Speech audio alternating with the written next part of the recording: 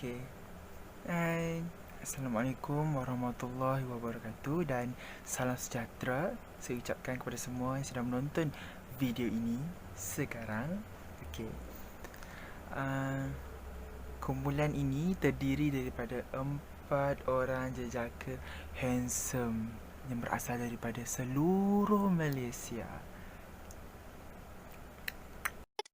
君の虜になってしまえばきっとこの夏は充実するのモード噂の Dreaming Girl 忘れないででも気持ちは伝えてしまえばいつかこの夢は覚めてしまうだろうな青い影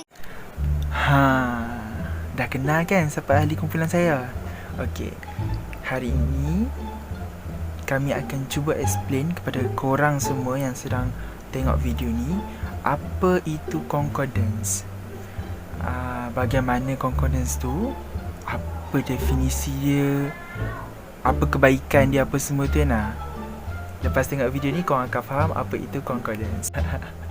Kita beralih kepada kawan saya Rahman yang akan menerangkan pasal concordance ni. Kita dengar apa yang dia nak cakap pasal concordance ni.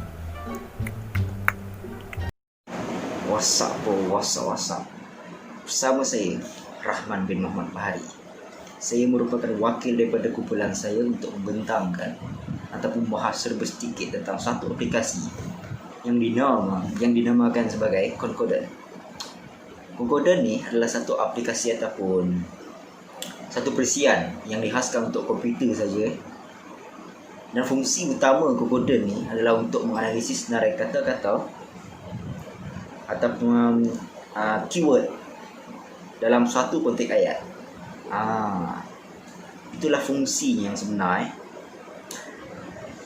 Concordant ni juga diistilahkan sebagai satu alat yang ataupun satu software program untuk membantu menyenaraikan perkataan-perkataan dalam konteks ayat. Ia merupakan satu software yang amat sesuai yang untuk digunakan oleh para pelajar ataupun individu-individu seperti kita dalam mempelajari sesuatu bahasa. Okey. Ramai di antara kita yang mempunyai ataupun menguasai sebilangan kecil bahasa yang ada di sekeliling kita. Jadi, penyelesaiannya adalah dengan menggunakan aplikasi Concordant ni, kita dapat memahami bahasa orang di sekeliling kita. Bila kita tulis je rangkai kata bahasa tersebut, kita dapat aplikasi tersebut secara automatik dengan terperinci sekali menganalisis data-data ataupun kata-kata dalam ayat tersebut. Seterusnya, Concordant ni dilaksanakan dalam bertujuan untuk membuat indeks dan seterusnya dapat menyenaraikan segala jenis perkataan yang dikehendaki, dan kita boleh melihat senarai tersebut yang dipaparkan amatlah jelas ataupun terperinci. Concordant ni dapat menganalisis teks secara terperinci seperti yang saya katakan tadi kan, dan dapat menganalisis sesuatu bahasa dan dengan lebih mendalam. Oleh itu, kaedah ini atau aplikasi ini memudahkan pengguna untuk mempelajari tentang sesuatu bahasa dan dapat membuat perbandingan perkataan dan ataupun yang mempunyai makna yang berbeza. Okey. Itu saja mentangan saya pada hari ini. Kita berjumpa di lain hari, di waktu yang lain dan masa yang berbeza. Assalamualaikum. Itulah concordance. Dah faham? Dah tahu apa definisi concordance kan? Okey, lepas tu kita dengar pula apa kebaikan concordance ni bagi. Bila kita guna apps tu, kita boleh tahu, kita dapat benefit daripada apps tu. Siapa lagi kalau bukan saya yang akan terangkan kan? Okey. Apa yang kebaikan ni? Di sini kami satu grup ni nyatakan 4 kebaikan concordance ni. Yang pertama, Dia cepat, mudah nak cari sesuatu, perkataan, frasa ataupun kata-kata daripada tokoh. Yang kedua, kita dapat gunakan apps ni ataupun kita dapat gunakan apps ni untuk cari kata ataupun frasa tu based on kata ataupun frasa yang betul berdasarkan konteks yang betul. So tak adalah kita ni merepek ataupun terlari daripada salah satu benda yang kita nak tulis tu kan. Yang ketiga adalah concordance ni adalah alat yang digunakan untuk menilai semula ataupun kita semak balik penulisan kita yang bagi untuk mengelakkan kesalahan berlaku. So kita tak nak lah ada something salah. Kita tak nak yang salah semua tu. Kita nak betul je. Manusia kan.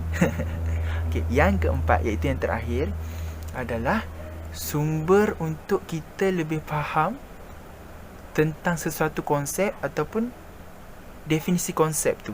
Lepas kita dah cari tu kan, dia ada list semua tu, makna. Lepas tu kita lagi faham. Wah, kita faham macam tu. Tiba macam tu. Wah, aku dah pandai. Dah tahu dah apa dia kan. So itulah 4 benefit concordance yang grup kami nyatakan. Okey, dah tahu kelebihan concordance ni. Kita pergi pula dekat si Fahmi. Fahmi nak cakap apa ni sebenarnya ni Fahmi? Okay, so kita masuk ke jenis app yang kami suggest, iaitu first Texten dan seterusnya ialah N-Concordance ataupun N-Conc. Jadi cara penggunaan concordance ni ada dua. First, cara kita nak search benda tu, contohnya daripada dekat website. Kebanyakan website yang memakai concordance ni adalah daripada Bible. Jadi apabila kita nak search satu frasa ataupun satu kataan ni dalam search bar dia akan keluarkan set list yang menunjukkan adanya perkataan tersebut. Jadi kita boleh nampak penggunaan perkataan tu dalam ayat-ayat tersebut, maksudnya kita boleh cari konteks dia. So dalam app atau tool yang dibagikan tadi, Texten dan N-Conc tu pun sama juga. Tapi kita boleh guna untuk benda lain juga. Kita boleh guna untuk teks-teks kita sendiri. Jadi apabila contohnya kita gunakan assignment kita punya dokumen, kita boleh letak dalam tu. Apabila kita dah letak dalam tu, dia akan proses semua perkataan-perkataan, ayat-ayat yang susunkannya. Jadi apabila kita nak search certain perkataan atau frasa dalam teks kita tu, dia senang cari. Jadi dia akan listkan ke semua ayat-ayat yang ada perkataan yang kita nak cari tu. Jadi kita pun boleh carilah. Mungkin kita ada kesilapan ejaan ke apa ke, dari segi penggunaan ayat dalam ayat pun mungkin kita boleh cek. Jadi macam itulah cara untuk menggunakan concordance tool, which is Texten dan juga N-Concordance yang boleh anda download dekat site yang dibagikan. Okey, terima kasih. Wah, baguslah Fahmi bagi tahu apps apa. Dia bagi contoh siap kat korang. So tak adalah korang macam lepas ni nak cari concordance, dekat mana nak cari concordance ni tak jumpa lah, pening macam tu. Pening kusut. Macam tu kan. Kita kena teruskan kepada part yang terakhir. Si Kobera ni nak bagi tahu apa sebenarnya dekat korang ni. So rugi kalau korang tak dengar. Rugi. Okay, kita dengar apa yang Kobera nak bagi. Terusnya di dalam improvement. Jadi sebelum kita melangkah ke lebih jauh, jadi concordance ini mempunyai banyak kelebihan.